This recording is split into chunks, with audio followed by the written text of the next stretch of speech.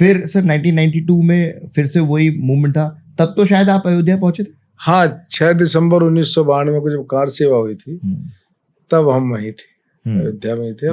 मैं 2 दिसंबर की सुबह ही पहुंच गए थे और 8 तारीख को हम वहां से वापस आए थे। सर जेनजी यूजुअली जो है उसको उस मंदिर मूवमेंट का शायद इंटरनेट से पता चला है। हाँ, उस वक्त आप वो शख्स है जिसने उस पूरी एक क्रांति को, नहीं, उस पूरे आंदोलन को हमने श्री राम जानकी रथ यात्रा जो शुरू हुई थी जी, वहां से हम उसमें शामिल रहे हैं। राम जानकी रथ यात्रा हुई, फिर शिला पूजन हुआ, राम शिला पूजन हुआ, गांव को गया, फिर राम ज्योति निकाली गई।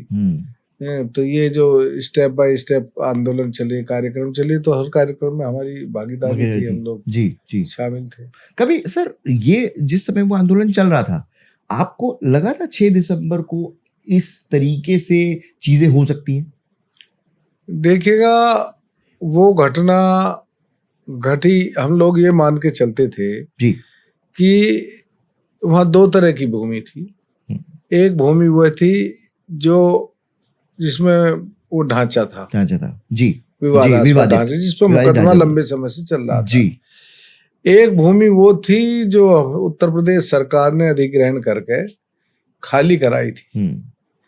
वो निर्विवाद भूमि थी, लेकिन कोर्ट ने उस पर भी स्टे लगा दिया था।